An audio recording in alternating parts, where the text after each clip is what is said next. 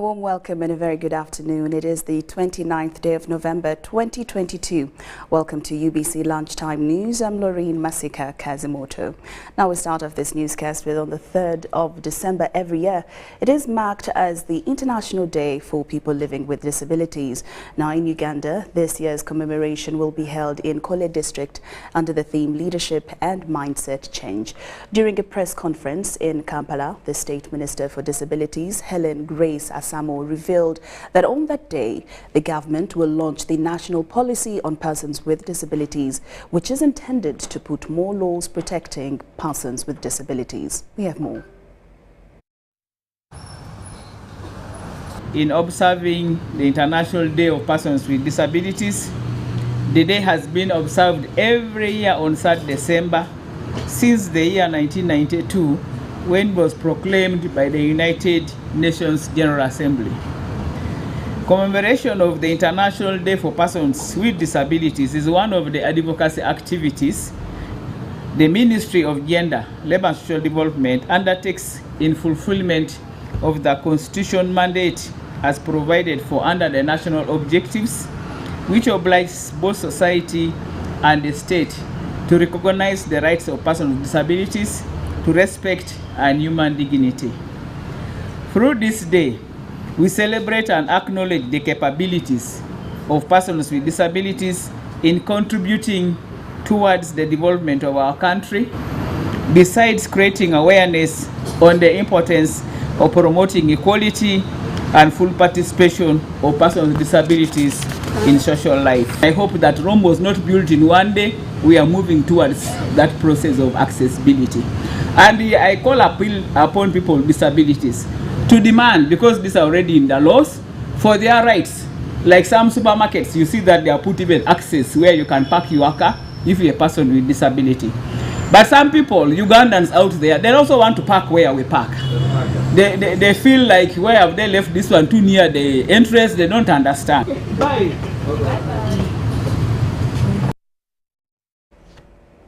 Uganda Police has confirmed the arrest of National Economic Empowerment Dialogue Party leader Joseph Kabuleta.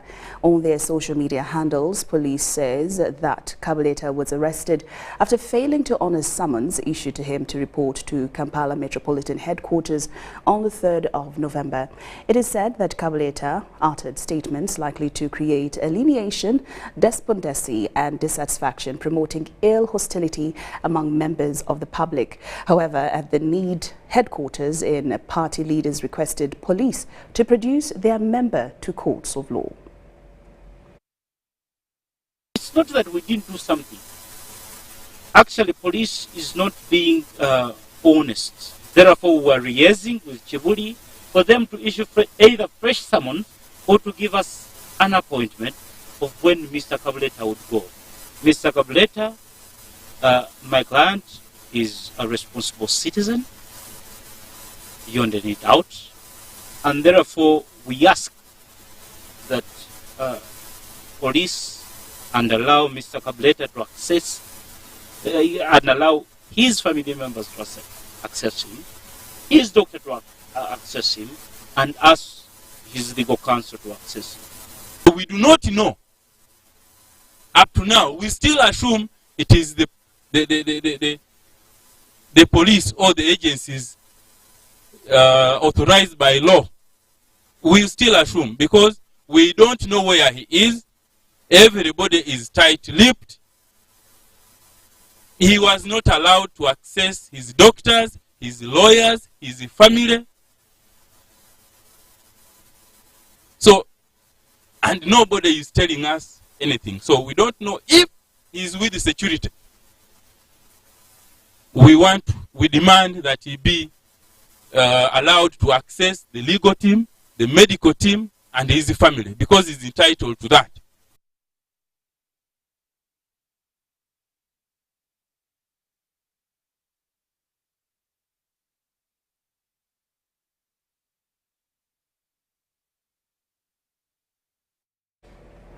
UBC Lunchtime News. Now, Revolutionary Guards has launched a national-wide campaign to monitor and protect government structures initiated by National Resistance Movement Party across the country. Now, this was at a function held at Katikati in Kampala, where the body's national coordinator, Shadrach Kaguta Nzeire, stated that all is set for the team to traverse the country on their mission. To quickly introduce the members of the think tank. The formation of the Revolutionary Guards Loose Group, comprised of National Resistance Movement supporters that aims at galvanizing support for the party, is gaining momentum, with members being asked to set for a mission to maintain the NRM ideology and support. Dialogues are meant to basically enlighten the youth and the citizens on the ideology of the NRM government. And these are just basic four ideology components. This is democracy, Pan-Africanism, patriotism, and social and economic transformation. The Revolutionary Guards idea was initiated to help cure the ills sought by wrong elements. The national coordinator of the mobilization group, Shadrach Kaguta Nzeire, laments. A volunteer group, we sacrifice ourselves because most of the work we are doing, we risk our lives, because sometimes we report people who are corrupt, we report people who don't do service delivery to the ground, we inform security organs, we work with a common person who is on the ground. They call us and inform us what is happening down there. So that's why we are here. We are trying to brainstorm. When we brainstorm and get the report, we know where to put it. We'll send it to the central government. Already, we are going to partner with government. All those departments, all those institutions, IGG, and State House Anti-Corruption, CID, crime intelligence, we are going to partner with them. Francis Okello, the national chairman, Revolutionary Guards, asserts that the formation of this body is to protect all the structures the NRM party has put in place since it took over power. Our core focus is to ensure that what NRM leadership today has fought for over the last 41 years is protected and safeguarded and promoted. And we are doing this through building a structure that runs from the national level to the village. Revolutionary Guards is to see that corruption among civil servants is tackled, as the Dialogue Organizing Committee member for Resource Mobilization, Judith Mokidi Basimera, assures. There's too much corruption, it's too much embezzlement of funds. The expense is high, but the reward is little. To ensure that we improve on service delivery through channeling feedback that comes from the Wananchi back to the party.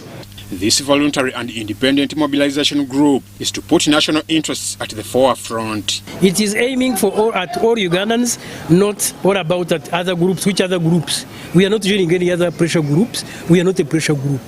Actually, we are here to bring them on board and educate them on the ideology of the country and the national interests. I'm Ivan Juko for UBC News. Young girls that became mothers during the COVID-19 induced lockdowns in Nsingiro district have been enrolled into various vocational skills training initiatives by Teens Guide Project for HIV/AIDS prevention.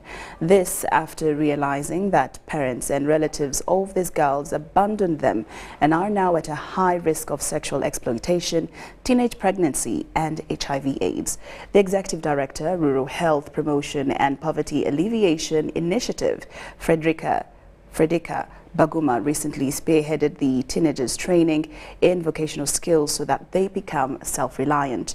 Rural Health Promotion and Poverty Alleviation Initiative is an NGO located in Kaberebere Town Council in Nsingiro district that aims at empowering the female adolescents with knowledge, information and skills of how to cope and become self-reliant.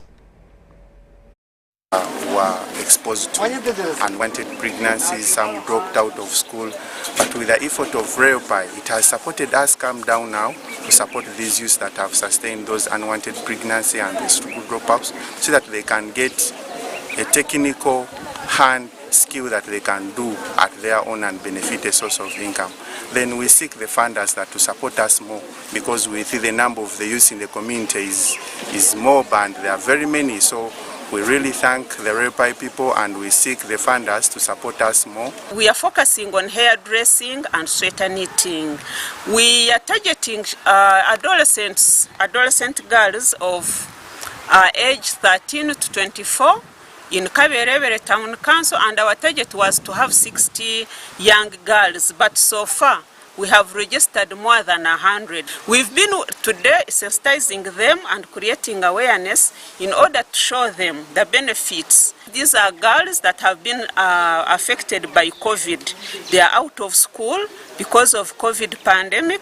Some of them are even frustrated, some of them are desperate, but we are here to bring them together and empower them with skills in order to brighten their future. They are frustrated, actually they are desperate, and some of them even you can see that they are miserable. When you see the group we have been working with today and talking to, you can see they are miserable and they are almost like giving up. But we are here to give hope, we are here to empower, and we are here to make sure that they can have a bright future. Kuyambaho ababana ababire baryo mu cyaro batine cyo gukora tabaza kushoma abazirete bine sente ngo kushanga yaba kwataraho kwijaba bayiga ibintu by'emikono n'abajyangu ibintu by'umukono nobo wabingo bwo noba takuza kushagereza kashanga bakuhanga kashanga teenage habuzi. Yes. UBC Lunchtime News takes a very short break, but we return after these messages.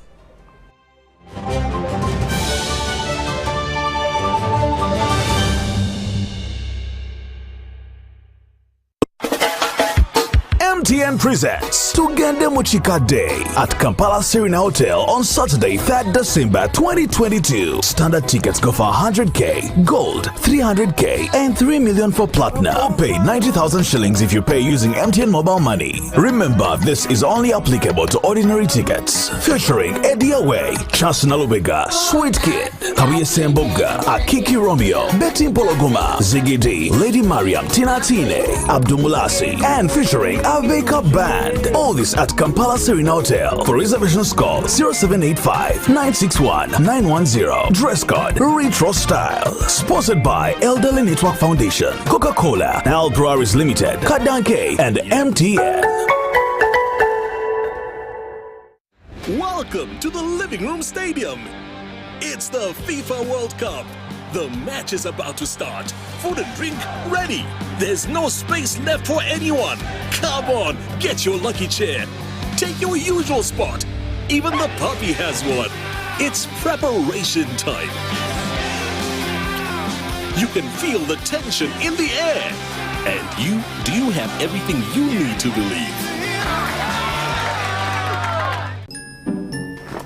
Yeah. Sending money the old way.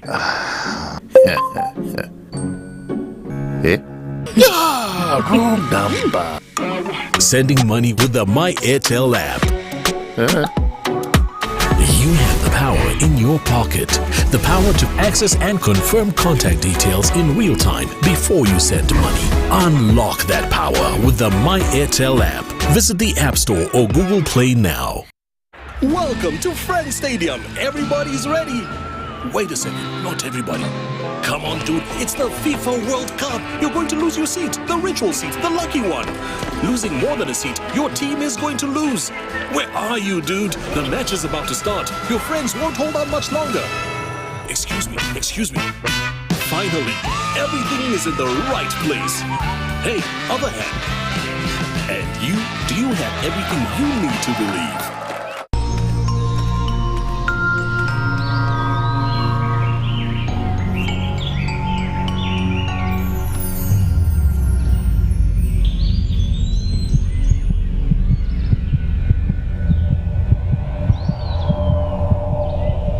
We can't tolerate sexual harassment. Sexual harassment is unacceptable in our school. because a good school equals a better life. Raising voices. Get connected today with the My Airtel 4G smartphone, the most affordable smartphone in Uganda. You get to enjoy free 1 GB for 1 whole year. My Airtel 4G smartphone, your best value for money. Visit the nearest Airtel outlet today and get one at only 250,000 Uganda shillings. Airtel, the smartphone network. The Ministry of Health informs the public that there are confirmed cases of Ebola in Uganda. We, however, urge the public not to panic as the situation is being managed. The Ministry of Health further reminds the public to be on the lookout for any persons who may show signs and symptoms of Ebola. These include high body temperature, abdominal pains, diarrhea, vomiting, bleeding from the body openings such as the nose, eyes, and mouth. Please inform the nearest health worker immediately if you see anyone with these signs and symptoms. To prevent Ebola from spreading further, please take the following preventive measures: regular washing of hands with water and soap, avoid handshaking and hugging, avoiding any contact with any suspected Ebola patients. Any person who dies suddenly should not be buried but reported to the nearest health worker or LC1 immediately. For further information, please call the Ministry of Health toll-free number on 0800-100-066 or send a free SMS to your report on 8500. This message is from the Ministry of Health with support from UNICEF and World Health Organization. MTN presents Tugende Muchika Day at Kampala Serena Hotel on Saturday, 3rd December 2022. Standard tickets go for 100k, gold 300k, and 3 million for platinum. Or pay 90,000 shillings if you pay using MTN mobile money. Remember, this is only applicable to ordinary tickets. Featuring Eddie Away, Chance Nalubega, Sweet Kid, Kabiye Semboga, Akiki Romeo, Betty Pologuma, Ziggy D, Lady Mariam, Tina Tine, Abdumulasi, and featuring Wake-up band. All this at Kampala Serena Hotel. For reservations call 0785-961-910. Dress code retro style. Sponsored by Elderly Network Foundation, Coca-Cola, Al Breweries Limited, Kadanke, and MTN.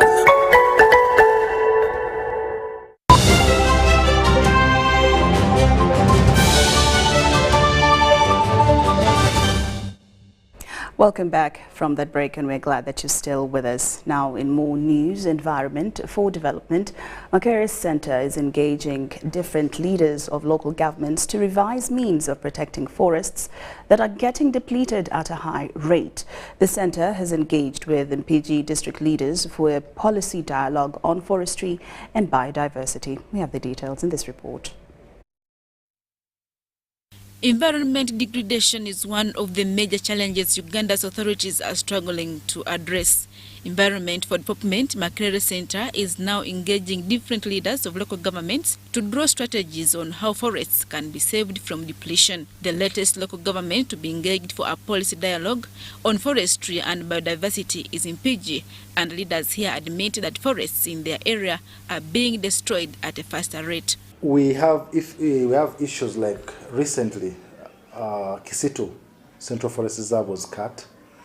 We got reports from the communities about the degradation of the forest. We went there and actually 20 hectares of the forest had been cleared, but in the middle. So from the outside, you would think there's a forest, but when you go in the middle, 20 hectares had been cut down. This usually happens in case there's a connivance, because there are people who work in these forests. So sometimes you may not know who is dealing with who. But we are happy that we have some community, some whistleblowers among the community members who have shared with us information whenever a degradation is happening. And these have helped us to get there, because as a district, say district forest officer, you may not be in each and every place, but you act on whistleblowing to help you get there and know what's happening and be able to curtail it or stop it. Environment for Development Makerere Center of Excellency is involving leaders in Mpigi district to identify the drivers of forest degradation and biodiversity. We engage local governments because we think they have got a direct connection with the local people, so they can take this information. So in our discussions, we capture what they think are the main causes for this noble problem, and also tell us what they have done. Thereafter, we document this, and then we meet key stakeholders in the country, and most importantly, policy makers, and inform them about what we have got from the voice of the people. For us, it is very simple. All stakeholders are concerned about our environment, about our forests, but the biggest issue here is policy. If at all it can be reversed, and our forest officer is now in charge of our forests, because he has to answer to the executive committee, to the council, why is this and this is happening? But as per now, all our hands are tied. Efforts are directed towards the protection of forests and biodiversity because they play a crucial role in climate modification, water improvement, and soil quality. Adiana Kuti, UBC.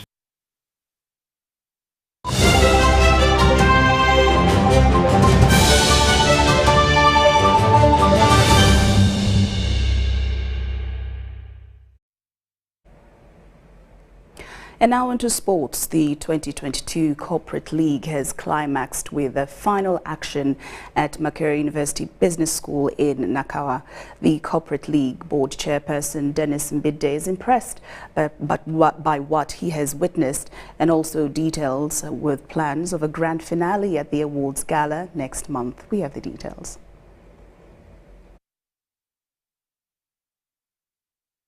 First of all, I would like to thank all the sister companies that managed to participate with us this year. Since February to November, today was our last outing of the season. We break off for January and December. We are back in February, big time, with a marathon on the source of the Nile. And it's about CSR. We are contributing to a hospital, a health center too, in Ibanda. And the marathon will be collecting money to create a hospital with 70 beds, especially the maternity wing. That's a CSR we've been running over the years. We are making 20 years this year, and we have celebrated it by having an awards dinner on the 2nd of December, Friday, Hotel Africana, Nile Hall. We call upon all the CEOs and all the heads of department in the Corporate League to turn up. The main thing there is, normally as we are sweating in the rainy area, in the dirty mud, we take off one day every year, where we just put on black ties, suits, and be real corporate in the 6-star hotel, 6-star events, where actually we will be, rewarding the winners, and that's why we know the winner of the season. We have done 2 or 3 things. We do sports to remain healthy. That's one thing, but also we give marks to the corporate values: integrity, smartness, accountability, timekeeping, organization. So 60% of the marks are in the sporting area that you're seeing today, but the 40% of it comes from the values we espouse as corporates. Eventually, we have winners in basketball, football, athletics, swimming. Those are crowned and awarded. But we normally have an overall winner who combines, who espouses our values as corporates and keeping health as sports. So come 2nd December, Friday, Hotel Africana, Nile Hall. And with that, we come to the end of UBC Lunchtime News. Do enjoy much more of UBC's programming. I'm Loreen Masika Kazimoto. Good afternoon.